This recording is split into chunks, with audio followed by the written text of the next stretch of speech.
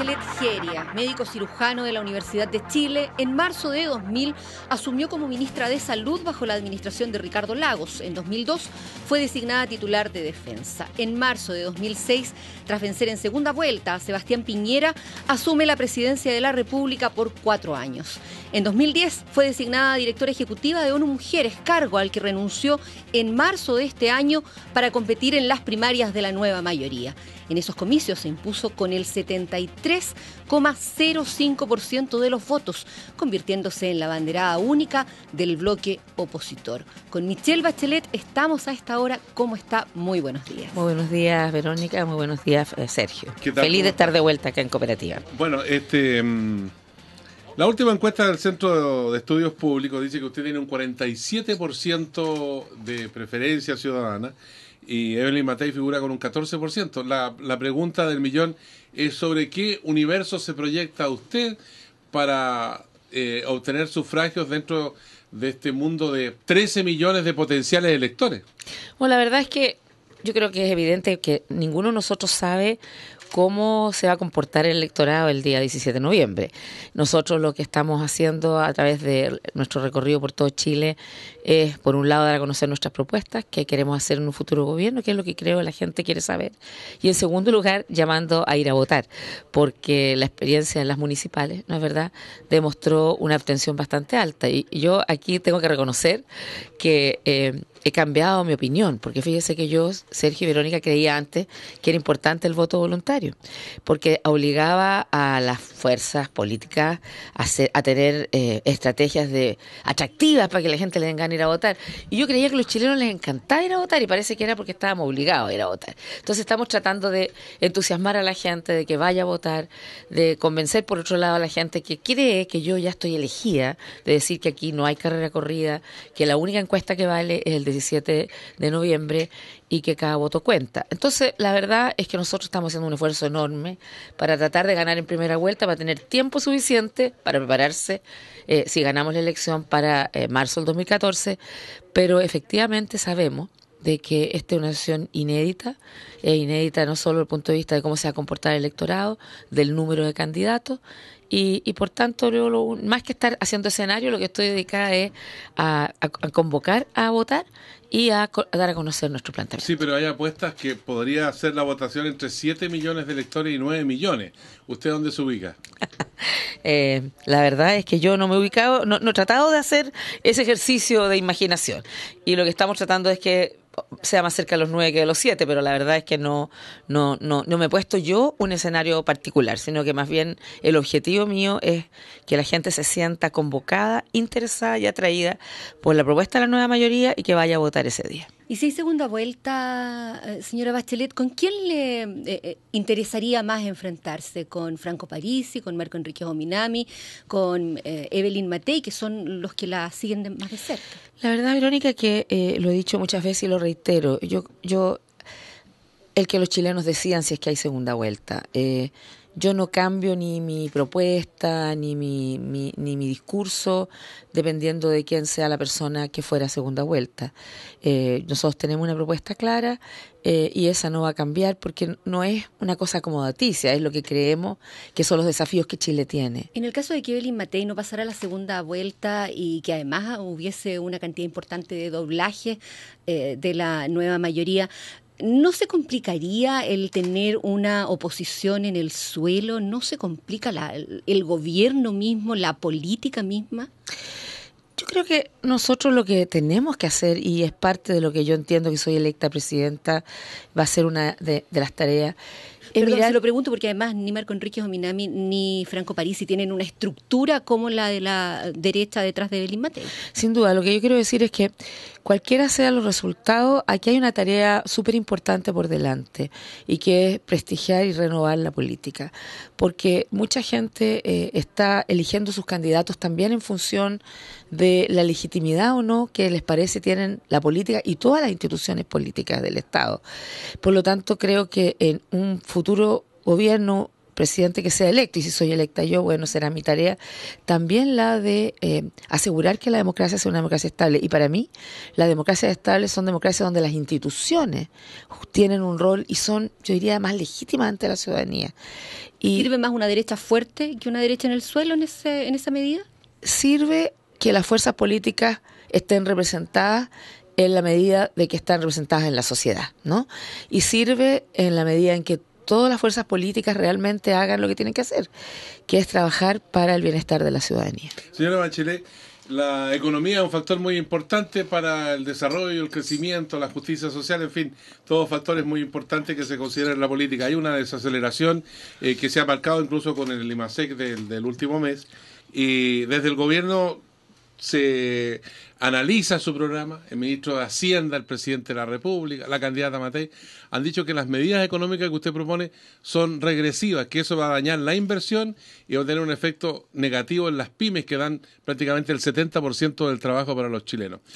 ¿Cómo se argumenta frente a esa posición tan clara y tan definitiva de las autoridades de gobierno en este momento y de la candidata oficialista? Lo primero es que la desaceleración partió antes de que yo llegara acá, así que tratar de culpar a mi programa de gobierno de la desaceleración me parece que es un poco excesivo. Lo segundo es que nosotros hemos trabajado y me imagino que se refiere centralmente a la reforma tributaria, las críticas que se reciben, con un grupo de gente de altísimo nivel, de mucha experiencia, tanto economistas, gente experta en el área tributaria. Estamos planteando una reforma que incluso es gradual, es responsable.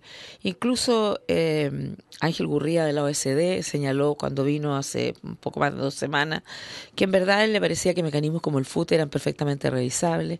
Entonces yo primero quiero decir que nosotros tenemos planteado un programa que es serio, que es razonable, que explica con claridad cómo se financia, que hace lo que hemos hecho siempre, que incorpora gradualidad de manera que tanto las distintas instituciones que puedan significarles cambios puedan adaptarse a estos cambios de manera adecuada. Por lo tanto, me parece que esto no debiera tener un factor importante en la desaceleración de la economía. Aparte de la crítica política que hace el gobierno y el oficialismo, en el mundo empresarial, ¿cómo se recibe este afán de su programa de gobierno de recaudar 8.200 millones de dólares para llevar a cabo una serie de tareas? ¿Ha conversado con ellos? He conversado, he estado en la ENAE y he leído los diarios donde finalmente se opina, y yo diría que una de las cosas que uno puede observar es que de grupos muy distintos que han señalado que en realidad, tal como está hecha la propuesta, parece bastante razonable, ¿no? Porque tiene la gradualidad correspondiente. Hay gente que le gusta o no le gusta que uno pueda eliminar el FUT. Puede haber distintas percepciones frente a eso. Nosotros hemos dicho, sí, vamos a eliminar el FUT porque es un mecanismo que se justificó en los 80 cuando había una crisis, cuando estábamos en la deuda externa, cuando no había créditos, cuando el país no tenía de dónde tener recursos, pero hoy día el sistema, el mercado financiero funciona perfectamente, el mercado de capital, y por lo tanto hay mecanismos naturales, normales, que se usan en todo el mundo, más lo que nosotros hemos hablado del sistema de apreciación instantánea que permite que entonces existan los incentivos para el ahorro y para la inversión. Ahora, la verdad es que yo creo que la gente me conoce a mí, conoce a la gente con que estamos trabajando, somos todas personas muy serias, muy responsables, pero lo que me preocupa muchas veces es que no se observa, no se percibe con claridad que la gran amenaza que existe no es la reforma que nosotros estamos planteando. La gran amenaza para nuestro país es no hacer lo que justamente el país requiere. Nosotros hemos crecido en la economía, pero aún con desigualdades muy importantes. Y uno ve descontento. Hay gente que está feliz, pero hay una enorme cantidad de personas que ven en la televisión este crecimiento económico, que dicen, en Chile hay mucha plata. Y cuando yo hablo de esa desaceleración de la economía por todo Chile, ellos me dicen, pero no, si hay plata, hay mucha plata. Y ven que en sus casas no les mejora las condiciones. O por el contrario, miles de jubilados han perdido beneficios que tenían históricamente sin ninguna causa o justificación. Entonces, de verdad, Sergio, nosotros estamos siendo serios, estamos siendo responsables y decimos, si queremos ser un país moderno, si vamos a llegar a $20.000 per cápita, no podemos hacerlo con las desigualdades que se parecen más bien a un país extremadamente subdesarrollado. Y por lo tanto, aprovechemos de hacer lo que hay que hacer. No tengamos crecimiento económico alto e inestabilidad social por el otro lado. ¿Está previendo usted una suerte de estallido social mayor que el que ha habido durante este gobierno, con las protestas de los estudiantes, los movimientos regionales ahí en Aysén, Punta Arenas, Freirina, Tocopilla, o va a pedir una suerte de luna de miel para instalarse a los sectores sociales, Michelle? Mire, yo creo que cuando llegan nuevos gobiernos pasan dos cosas. Por un lado, altísimas expectativas, ¿no es verdad? Sobre todo si el programa de gobierno les parece interesante. Y por otro lado, también la gente es súper razonable de que los gobiernos no pueden al día 2 empezar a tener resultados dramáticamente distintos. Ahora, por otro, fíjese, Verónica, que yo creo que la única manera, y es lo que he hecho desde que he llegado, como lo hice también la vez anterior, es decir la verdad, es decir a la gente, mire, estas reformas, algunas las vamos a terminar en los 4 años, otras empiezan y va a tomar otros gobiernos, y cada vez que yo explico cada una de las propuestas, les digo a la gente con toda sinceridad, mire, esto es posible, esto no es posible. Cuando hay campañas del terror con respecto a lo que significaría un próximo gobierno mío, yo creo que la gente sabe, yo he sido ministra de Salud, ministra de Defensa, expresidente de la República, usted mismo lo dijo, directora de ONU Mujeres, yo sé lo que se puede y lo que no se puede, lo que funciona y lo que no funciona.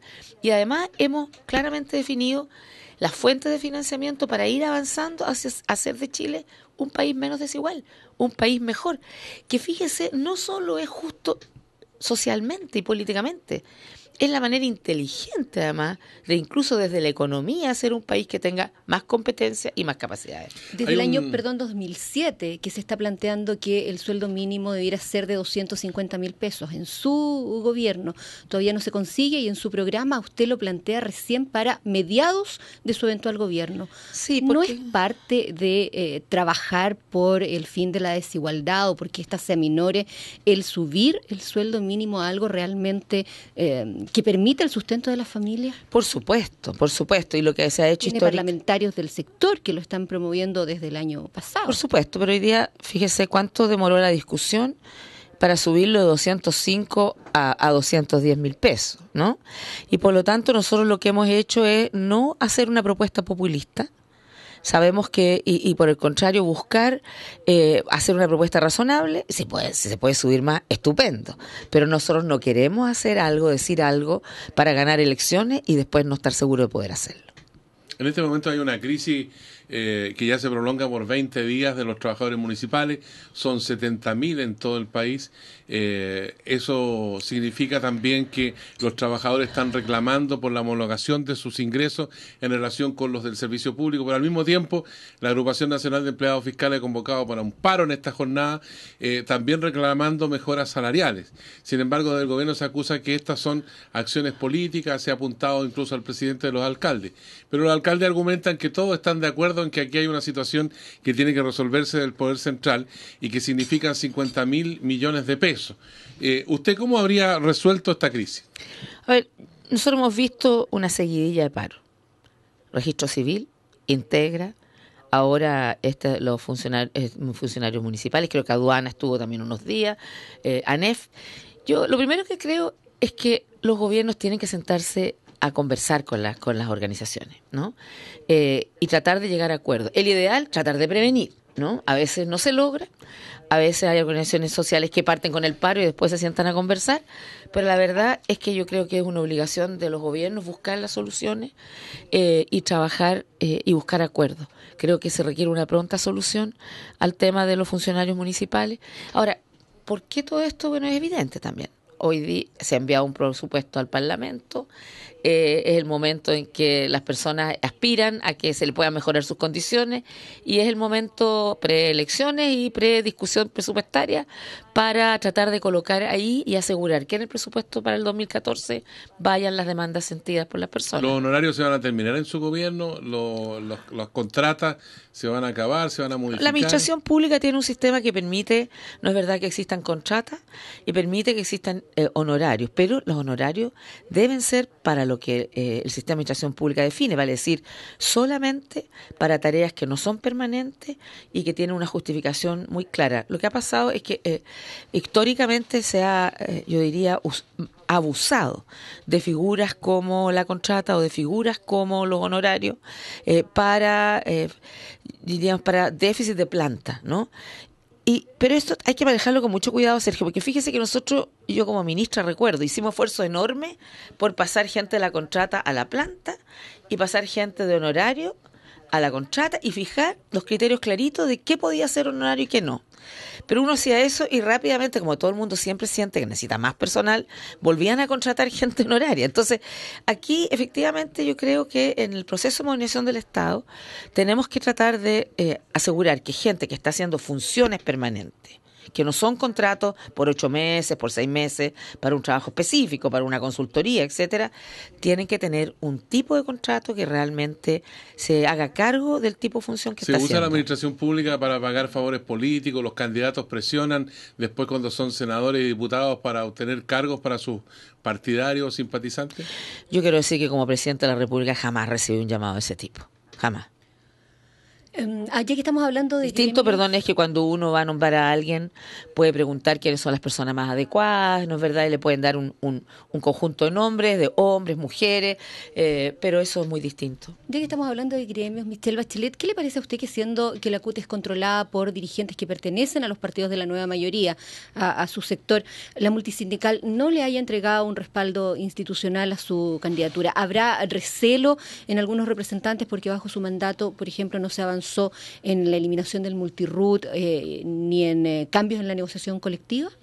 A mí me parece que las organizaciones sociales en general son amplias.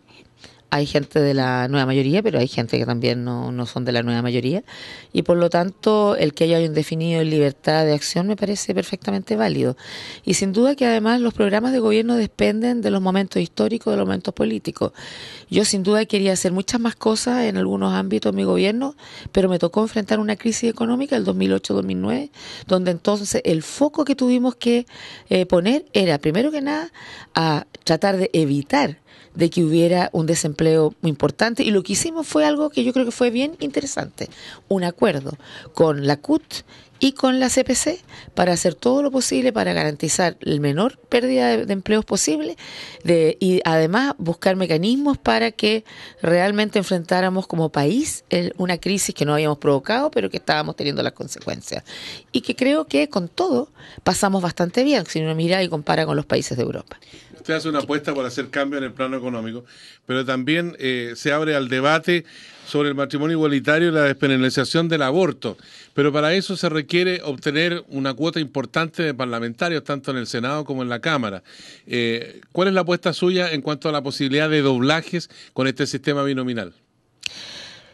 Es evidente para mí que una de las cosas que queremos terminar con una nueva constitución es con un sistema binominal que nos parece no representa de manera adecuada lo que es el pensamiento de la mayoría de los chilenos. Pero no puede cambiar la constitución si no tiene los votos necesarios en el Congreso. Por eso es que hemos estado haciendo un esfuerzo importante por convocar a votar por los parlamentarios de la nueva mayoría. Nosotros tenemos...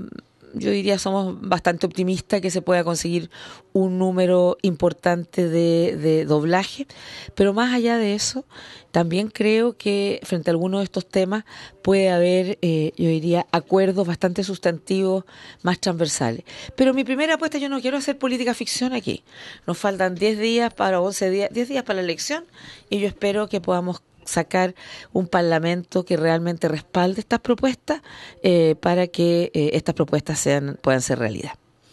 El tema de la delincuencia sabemos que es uno de los que más importa a la población. El gobierno ha planteado un sistema de vigilancia de la acción de los jueces, este observatorio judicial que ahora se ha conocido que ya no va a ser financiado desde el gobierno, que lo instauraría la Universidad Adolfo Ibáñez por su cuenta, pero no era la idea original. ¿Esta medida la ve usted como útil para disminuir índices de delincuencia, efectivamente controlar el trabajo de los jueces? Yo creo que cada yo diría, poder del Estado tiene que hacer su trabajo. El gobierno tiene que hacer su trabajo y tiene que asegurar que haya dotaciones suficientes de policía, tiene que asegurar además la coordinación con todos los poderes del Estado. ¿De fiscales, Michelle Bachelet? Coordinar el trabajo con la Fiscalía. ¿Aumentar el número de fiscales? Nosotros tenemos eso en nuestro programa, fortalecer la capacidad del Ministerio Público, aumentarla, generar oficinas de análisis delictual que les permita ser más eficiente, más efectivo. En la Corte Suprema hablamos con los jueces, cómo aseguramos una justicia que de verdad haya acceso a la justicia para todos y que sea más efectiva.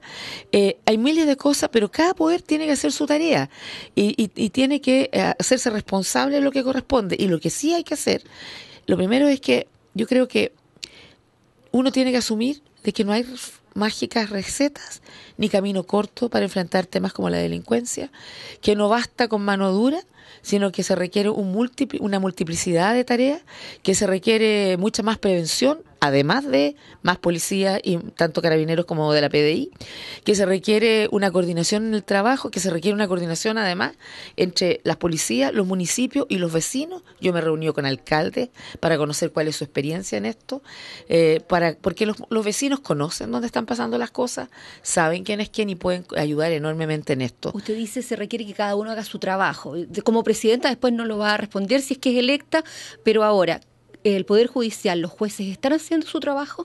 Están haciendo su trabajo, por supuesto. Ahora, si en algún momento el gobierno estima de que otro poder del Estado requiere mejorar un área u otra, lo que corresponde realmente es sentarse a trabajar, coordinar, buscar cuáles son los elementos que hay que avanzar.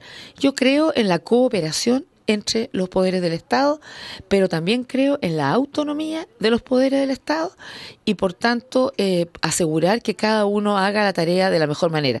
Pero es evidente, cuando uno es gobierno, uno se relaciona con los otros poderes del Estado. Por ejemplo, es el gobierno el que manda el presupuesto, tanto para generar fortalecimiento del Ministerio Público como del Poder Judicial o de cualquier otra instancia o institución.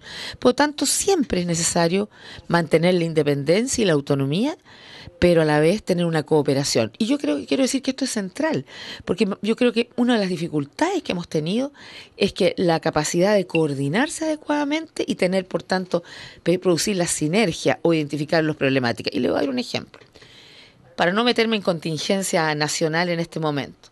Siendo yo directora de ONU Mujeres, viajando por muchos países, en la misma región de la América Latina, me reunía reuniones con Poder Judicial, policía, ministerios, distintas instancias, para ver por qué en la violencia contra la mujer, a pesar de que se hacían tantos esfuerzos, no había resultado. Es decir, y ellos hacían permanentemente un trabajo de coordinación y de evaluación de qué tipo de estrategias están resultando, cuáles no están siendo útiles y cómo se coopera para realmente dar un resultado positivo. Lo que es claro es que las estrategias hasta ahora no han sido exitosas para la seguridad ciudadana. Sigue siendo, como usted dice, Verónica, una preocupación principal.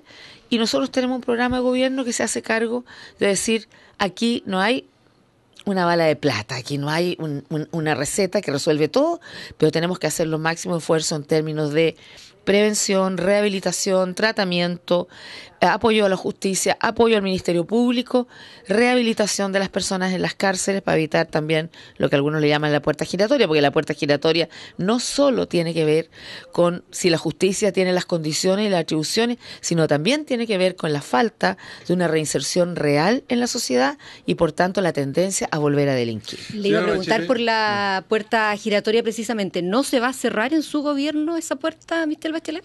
O sea, no es el gobierno el que la produce. Hay ahí una situación de tendencia a delinquir nuevamente que vamos a trabajar con fuerza para que eso podamos rehabilitar adentro de las cárceles, reinsertar laboralmente y generar condiciones que ojalá eviten. Pero yo le voy a decir una cosa, Verónica. Yo lo que me comprometo es a luchar con fuerza para que podamos la gente vivir en barrios más seguros. Lo que no hice ni antes ni ahora es decir que yo soy la que tengo la solución mágica, porque hemos visto que quienes dijeron que tenían la solución mágica no lo lograron. Pero lo único que sé es que hay que trabajar duro para que todos puedan vivir de manera más segura. Uno de los problemas, señora Bachelet, más agudos que hemos tenido en el último tiempo dice relación con la educación, y usted pone acento en su programa en el sentido de garantizar la gratuidad universal. Tendríamos que leer entonces que la educación inicial va a ser gratis, enseñanza básica gratis, media gratis, universitaria gratis. ¿Qué va a pasar con la subvención, por ejemplo, en los colegios privados hoy día que reciben de parte del Estado, donde en muchos se practica el lucro y es legal, en el caso de la universidad no es legal, pero igual se ha practicado y hay evidencias de eso, incluso hay publicaciones muy contundentes con respecto a esta materia. ¿Cómo va a resolver usted la ecuación y en qué tiempo? A ver, lo primero que nosotros no hemos dicho que toda la educación tenga que ser pública, para nada. Ni tampoco hemos dicho que no pueda haber educación privada. Chile tiene un sistema mixto y eso va a continuar. Lo que hemos dicho es que fin al lucro con recursos del Estado, que los recursos que son de todos los chilenos, a los establecimientos que se le entreguen van a ser para asegurar la calidad y que no se lucre con ello. Lo segundo es que vamos a terminar con el financiamiento compartido, pero de nuevo de manera gradual, porque todo esto tiene que financiarse y nosotros tenemos exactamente calculado de qué manera los recursos que va a irse liberando a través de la reforma tributaria van a paralelamente a irse gradualmente aumentando. Por un lado, disminuyendo el financiamiento compartido, es decir, el copago de los padres, ¿no es verdad?, en los colegios subvencionados particulares, dándole el tiempo a los colegios para que se vayan ajustando a esta nueva situación. ¿Cuánto tiempo? Bueno, hemos dicho que esperamos que durante, digamos, que hemos dicho 6 años. 6 años en términos de llegar al 100%.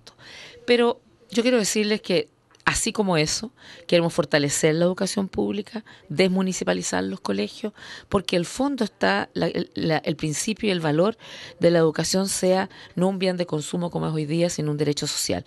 Hemos dicho también que durante mi gobierno en la educación superior, vamos a lograr, si logramos que el 2014, o sea, los primeros 100 días vamos a mandar, el gobierno va a mandar el proyecto de ley de reforma tributaria y reforma educacional. Esperamos aprobarlo lo antes posible, pero pongámonos realistas. Pero el Estado 2015, por tanto, durante mi gobierno queremos llegar al 70% de los estudiantes de educación superior, vale decir, obviamente, partiendo desde los más vulnerables hacia arriba, de gratuidad. Pero en su gobierno el Estado se va a hacer cargo de las universidades que le pertenecen, las universidades públicas que hoy día reciben un aporte que no supera el 8% de su financiamiento. Nosotros vamos a hacer muchas modificaciones, vamos a fortalecer las universidades estatales. Hemos tenido reuniones con el Consejo Rector de las Universidades Estatales y con el Consejo Rector, con el CRUSH, con el Consejo Rector de Universidades Públicas. Vamos a aumentar los recursos, vamos a terminar con las limitaciones que hacen que muchas universidades del Estado que podrían tener mucho más alumnos hoy día están restringidos, por lo tanto vamos a fortalecer con fuerza, vamos a crear 2 nuevas universidades estatales en 2 regiones que no tenemos, en la región del Libertador Bernardo Higgins y la región de Aysén, y vamos claramente también a fortalecer, vamos a cambiar la AFI, vamos a fortalecer, a apoyar, vamos a fijar un arancel fijo. Vale decir, va a haber una comisión de gente experta.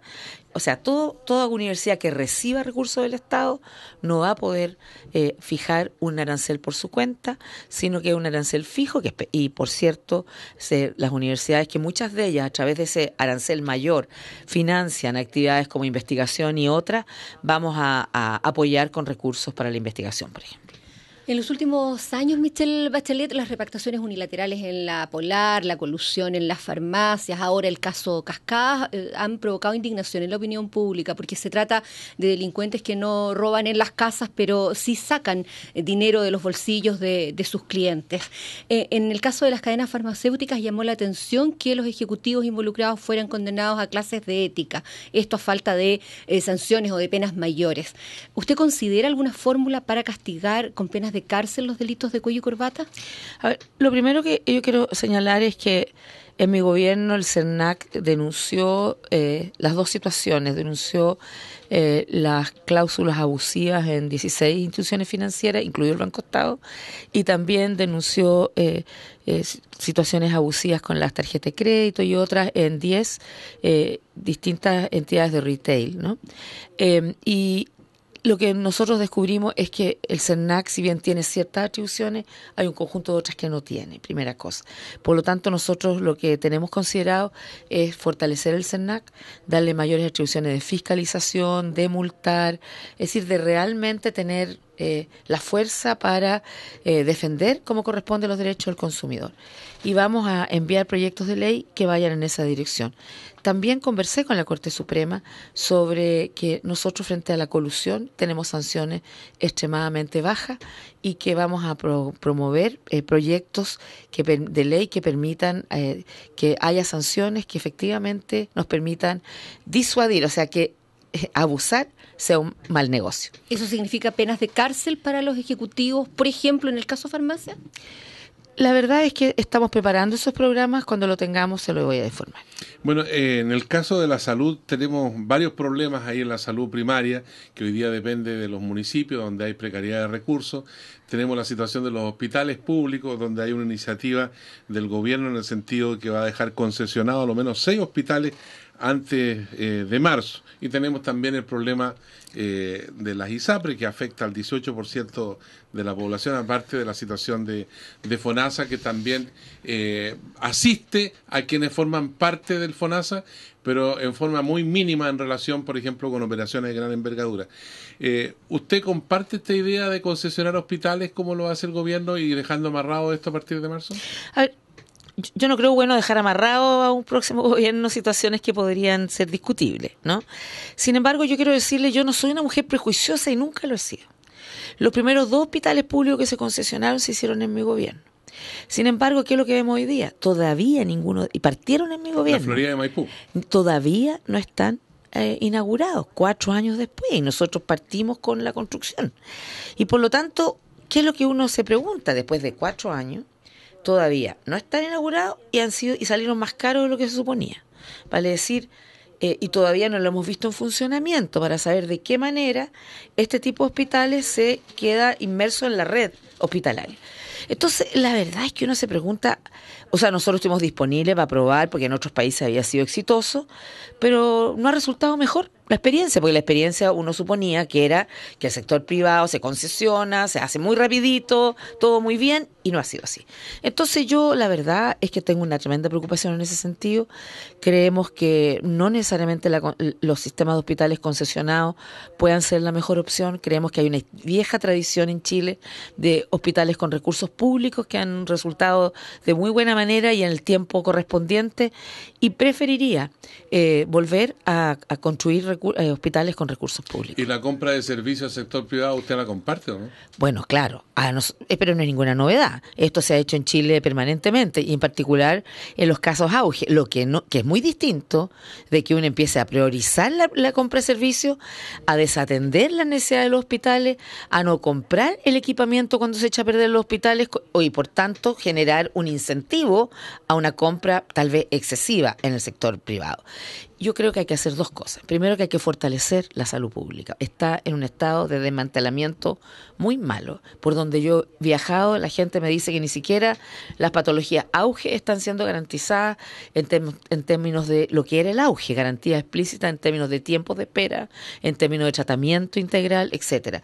Por lo tanto, nosotros queremos fortalecer la salud pública. ¿Usted sospecha privatización, como han dicho algunos parlamentarios de su coalición? Mire, yo más que sospecha, lo que hago un diagnóstico que aquí hay un problema y que tenemos que enfrentarlo en un próximo gobierno, fortaleciendo, construyendo hospitales, fortaleciendo la atención primaria, construyendo más consultorios CEFAM, CECOF, SAR, SAPOS de alta resolutividad que tengan, con lo cual descongestionamos las urgencias de los hospitales, con un plan de especialistas, con un Fondo Nacional de Medicamentos, y aquí yo le copié la idea y lo digo por todo Chile, porque yo siempre le reconozco los méritos a quienes las cosas se les ocurren, a nuestro querido Ricardo Soto, ¿no? Sobre el Fondo Nacional de Medicamentos para patologías más complejas y de alto costo, con autorización de él, debo decir, la copia. O sea, son muchas las cosas que hay que hacer, tenemos un diagnóstico claro y creo que la salud, si bien cuando yo llegué a Chile de vuelta no la veía como el elemento tan prioritario, o sea, siempre la salud es importante, pero recorriendo el país me he dado cuenta que eso va a tener que ser también un foco de particular importancia en el gobierno, así como la situación de nuestros adultos mayores, las pensiones, que son extremadamente bajas, revisar y remirar y reformular lo que puede ser un sistema previsional en Chile, porque la verdad es que las AFP no han dado los resultados que prometieron, y no solo para la gente más vulnerable, porque las pensiones, cuando los salarios son bajos, las pensiones son obviamente muy precarias, pero incluso para la clase media. Fíjese, yo tengo dos experiencias. Una amiga mía, profesora, trabajó toda su vida, 35 años, ganaría, no sé, estaba en un colegio privado, de esos que pagan bien, ganaría 1.200.000 mensuales, 1.000.000 por ahí. Jubila con 270.000 pesos. Una señora sentada al lado mío en un avión, trabajó en el conservador de bienes raíces de su región, toda la vida, 1.400.000 pesos, 30 años más de trabajo, jubilación de 300.000 pesos. ¿Qué es lo que va a pasar? Hoy día no solo la gente pobre se está empobreciendo aún más al tener 40 o 30% en el caso de las mujeres de tasa de reemplazo, ¿no es verdad?, de su salario, sino también la clase media está empezando a caer en un cierto empobrecimiento relativo. Entonces, tenemos un problema que tenemos que enfrentar. Bueno, se nos pasó volando el tiempo, no nos dimos ni cuenta, con el cafecito, las galletas y el agua mineral, conversando con... Y la grata compañía de ustedes. Bueno, si usted lo dice, nosotros decimos lo mismo. ¿Cómo negar? La candidata a la nueva mayoría, Michelle Bachelet, esperamos seguir conversando. Sin duda que sí. Cualquiera sea el resultado de la elección del 17 de noviembre. Sin duda que sí, los chilenos decidirán. A mí me encantaría ganar y ganar en primera vuelta para tener tiempo, porque fíjese que estamos hablando, hay tanto que hacer. Hay que mantener todo lo bueno que hemos hecho como Chile, como país. El país tiene muchas cosas buenas, pero tenemos desafíos importantes. Muchas gracias por estar con nosotros en el Diario de Cooperativa. Muchas gracias, Sergio. Muchas gracias, Verónica. Buen día. Buen día.